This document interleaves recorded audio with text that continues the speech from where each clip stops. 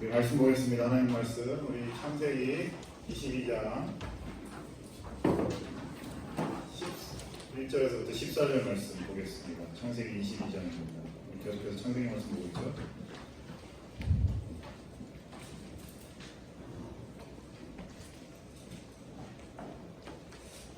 우리 22장 11절에서부터 14절 말씀 함께 교독하겠습니다. 여호와의 사자가 하늘에서부터 그를 불러 이르시되 아브라함아 아브라함아 하시는지라. 아브라함이 이르되 내가 여기 있나이다 하매 사자가 이르시되 너에게 아무리도 하지 말라. 내가 내 아들을 내 족속으로 이르게 하지 아니하였으니 내가 이제야 내가 하나님을 보면 아니라.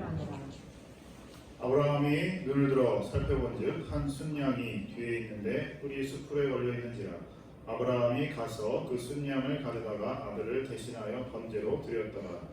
아브라함이 그 땅 이름을 여호와 이레라 하였으므로 오늘날까지 사람들이 이르기를 여호와의 산에서 준비되리라 하더라. 아멘. 우리가 계속해서 지금 하나님 말씀 또 창세기 말씀을 보고 있습니다. 그래서 지난주일에는 소돔과 고모라의 심판을 봤어요, 그죠? 그리고 또 훌쩍 뛰어넘어서 이제는 이삭이 나옵니다. 그 사이에 이삭이 태어났습니다, 여러분. 이삭이 태어났습니다. 하나님께서 아브라함을 하나님에서 불러내실 때 약속하셨던 말씀이 있죠. 내가 너의 자손을 통하여서 많은 민족을 이루게 하고 또 많은 복을 받게 할 것이다 라는 약속을 하셨습니다. 그런데 그때가 아브라함의 나이가 75세였어요. 75세 때 할아버지죠. 한참 할아버지십니다. 지금 나이 보면 연세 드신 분들 보면 다 70세가 넘으신 할머니 할아버지들이십니다. 근데 그때에 하나님께서는 약속을 하십니다. 사라와 또 아브라함을 너를 통해서 많은 민족을 이룰 씨가 또 아들이 나올 것이다 라고 약속을 하십니다. 그때까지만 해도 아브라함은 아마 반신반의했었을 거예요. 어떻게 100세 된 나이에 75세 이미도 어떻게 보면 아이를 낳을 수 없는 나이에 이른 그가 아이를 낳을 수 있을까라는 생각을 했을 것입니다. 그럴 때마다 하나님께서는 나타나셔서 아브라함에게 약속을 해주십니다.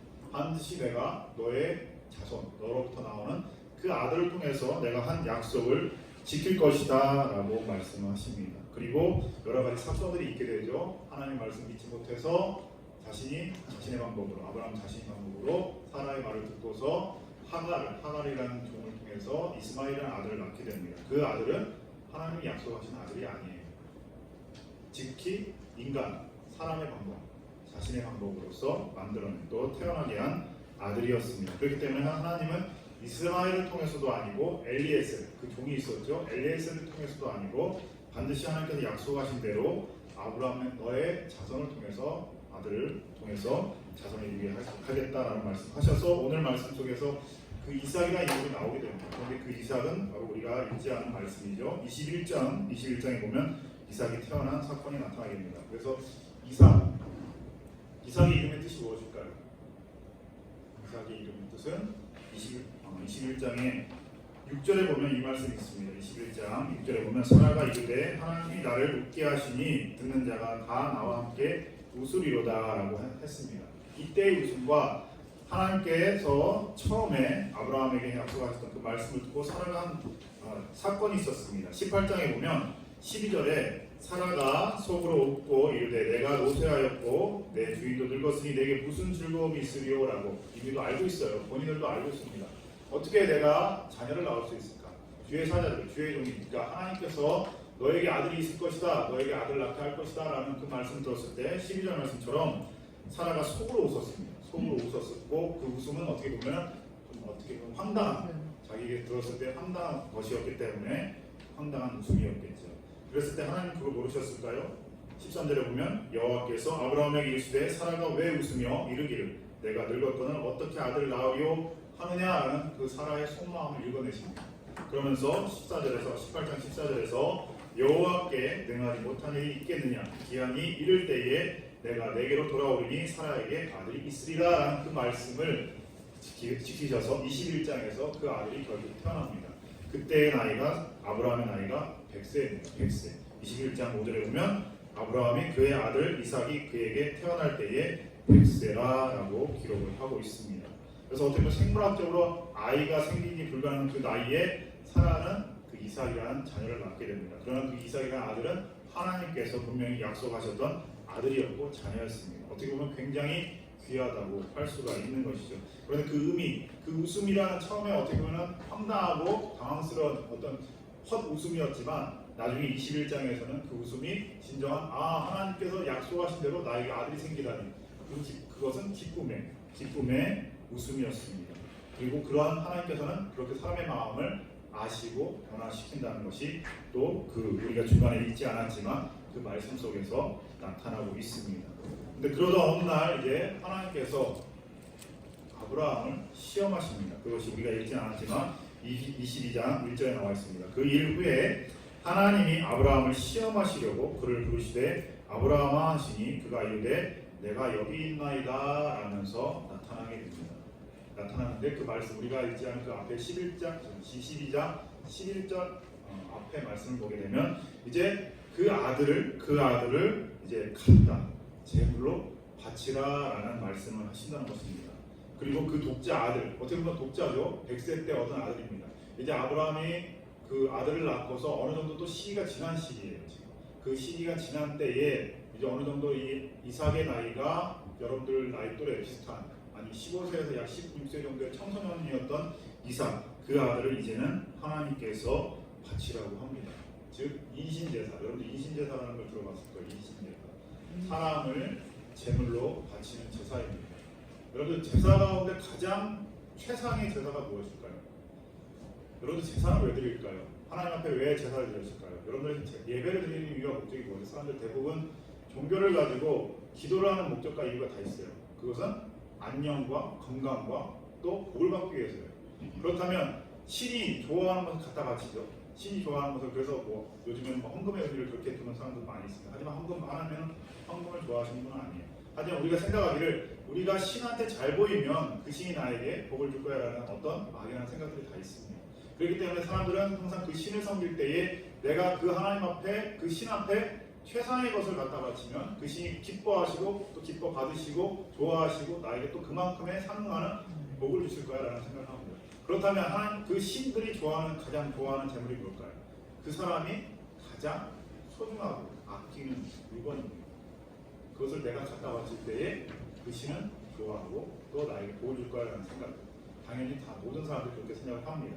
그랬을 때 그런 것을 친다면 사람에게 있어서 가장 소중한 것은 무엇일까요? 재산, 재물, 뭐 부동산일 수도 있고 내가 가장 힘들고 피땀 흘려서 얻어낸 어떤 성공, 그런 어떤 결과물일 수도 있습니다. 하지만 가장 최상의 물건은 재물은 바로 사람입니다. 사람.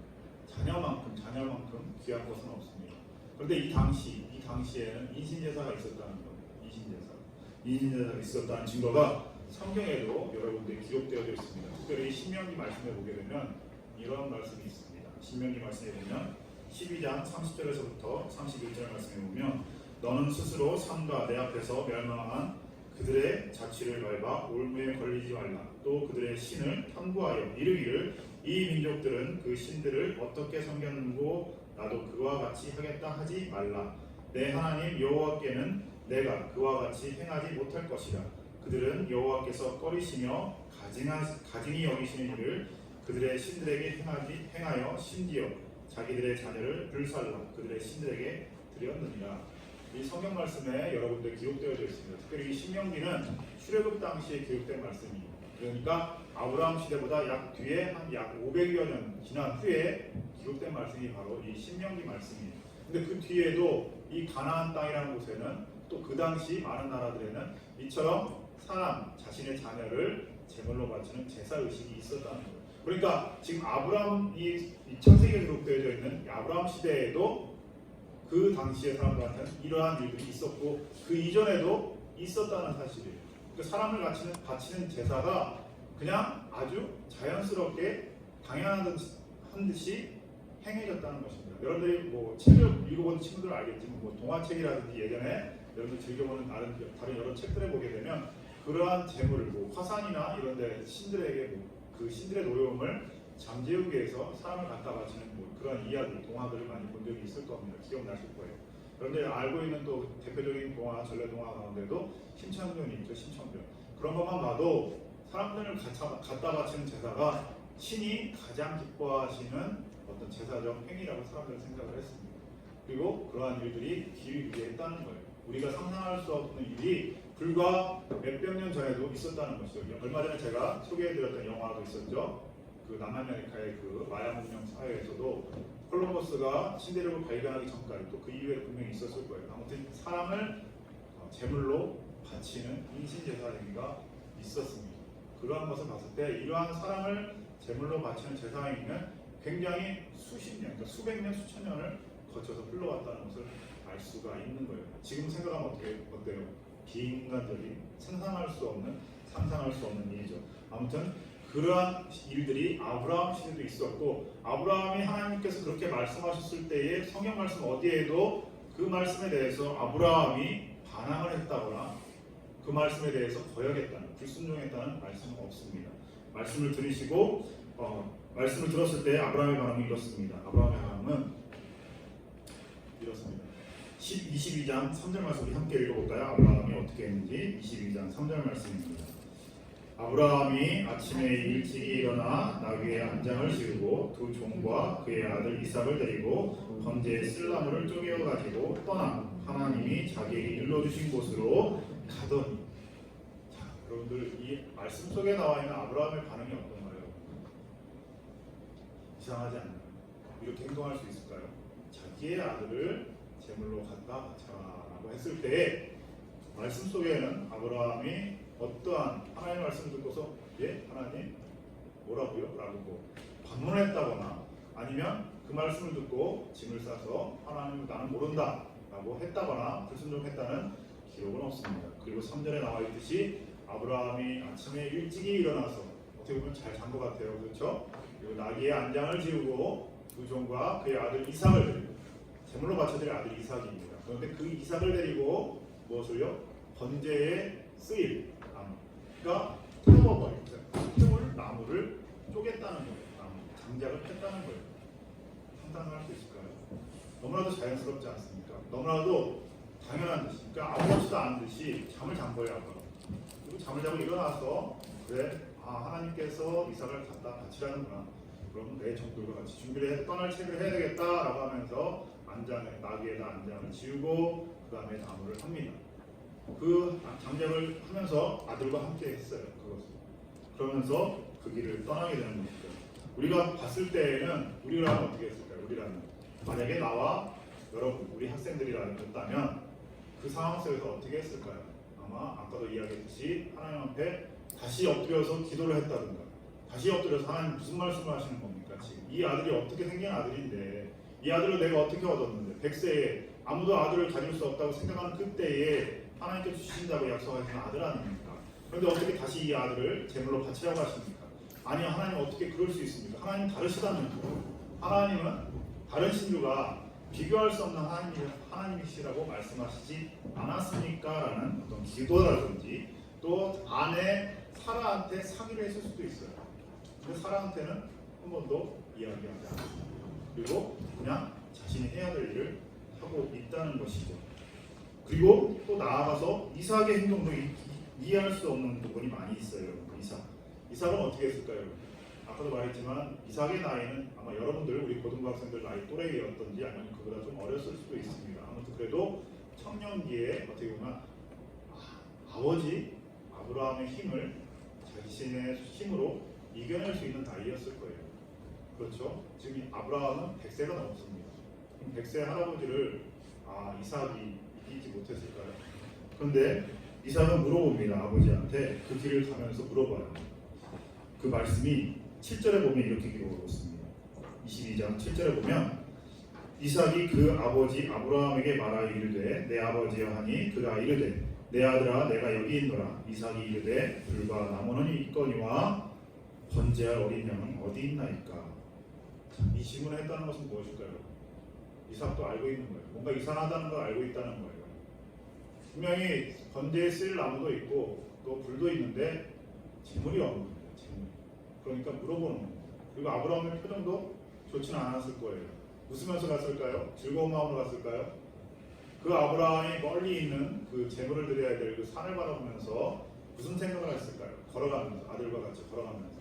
그런데 그 표정을 봤겠죠. 이삭도 그 표정을 봤을 겁니다. 그 표정을 보면서 이러한 질문을 했을 겁니다. 하나, 아버지, 그 제물 번제에 쓸 나무와 불은 있는데 제물은 어디 있나요? 그것은 이미 이삭도 뭔가 이상하다는 것이죠. 또 뭔가 분위기가 심상치 않다는 것을 눈치챘다는 것이죠. 그럼에도 불구하고 이삭은 도망가지 않았습니다. 이 질문을 하고서도 이삭은 그냥 아버지를 따라갔어요. 8절에 보면 아브라함이 이렇게 대답을 해요. 아브라함이 이르되 내 아들아 번제할 어린 양은 하나님이 자기를 위하여 친히 준비하시리라 하고 두 사람이 함께 나아가서 이 말을 아들 이삭도 믿었습니다. 아버지의 말을. 그러니까 이들의 말씀만 쭉 보게 되면 아브라함과 이삭은 굉장히 신실하고 믿음이 지극히 높은 사람처럼 보입니다. 참으로 우리라면 상상할 수 없는 일을 지금 아브라함과 이삭이 그러한 행동을 통해서 보여주고 있다는 것이죠.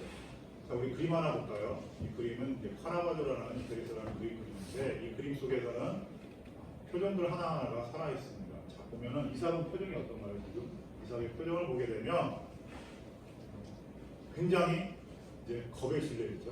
겁에 질려 있고 또 어떻게 보면 죽지 않으려고 이렇게 아버지의 힘을 이겨서 그 상황을 벗어나려고 하는 모습을 보입니다.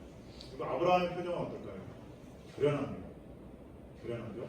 천사가 주의 사자, 하나님의 사자가 와서 옆에서 손을 잡고서 이렇게 말리는데 그 천사를 노려보고 있어요. 왜 나를 방해하느냐라는 식으로 노려보고 있습니다. 오히려 천사가 겁에 질려 있습니다. 천사가 약간 겁에 질려 있는 표정으로 한쪽 손은 아브라함의 손을 잡고 있고 또 한쪽 손은 이 양이 보이는데 제물에 바쳐질 순양이 보이나요?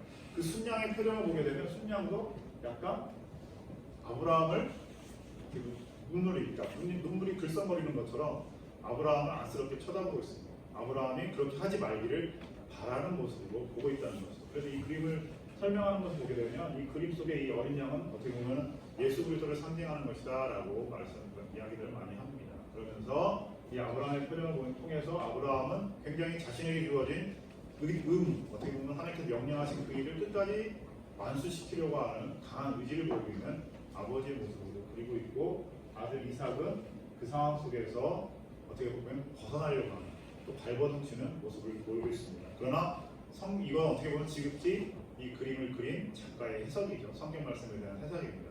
우리가 보고 있는 성경 말씀에는 이러한 내용들이 결코 나오지 않아요. 그러나 우리가 말씀을 보면서 우리가 그 말씀 속에 이면에 있는 것을 유추할 수 있는 것은 같은 아브라함도 사람이었고 이삭도 사람이었다는 거죠. 분명히 사람은 감정이 있습니다. 감정이 있죠. 감정이 있기 때문에 하나님 말씀을 들을 때에 우리는 항상 그 말씀 속에서 어떻게 보면 아브라함과 이삭처럼 행동할 수 없음을 볼 수가 있어요.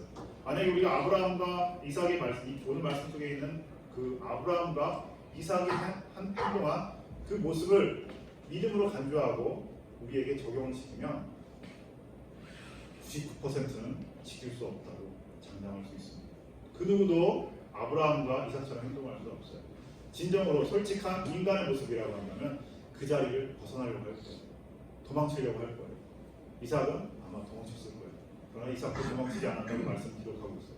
또 아브라함도 끝까지 자기에게 주어진 하나님의 명령을 지켜내는 모습으로 그려주고 있습니다.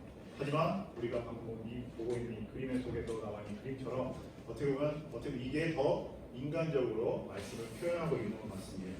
히브리서 말씀을 보면 이런 말씀이 기록되어 있습니다. 히브리서의 말씀을 보면 히브리서 11장, 17절, 19절 말씀을 보게 되면 이렇게 기록하고 있습니다. 아브라함은 시험을 받을 때에 믿음으로 이삭을 드렸으니 그는 약속들을 받은 자유되 그 외아들을 드렸느니라. 그가 하나님이 능히 이삭을 죽은 자 가운데에서 다시 살리실 줄로 생각한지라. 비유컨대 그를 죽은 자 가운데에서 도로 받은 것이니라. 자, 아브라함한테는 히브리 기자가 그렇게 기록하고 있는 거예요. 아브라함한테는 하나님께서 능히 그 아들 이삭을 죽여도 다시 살릴 줄 믿었다는 겁니다. 그 믿음이 있었기 때문에 아까 그림 속에 나와 있는 그러한 결연한 모습의 표정을 지을 수 있었다는 것이죠.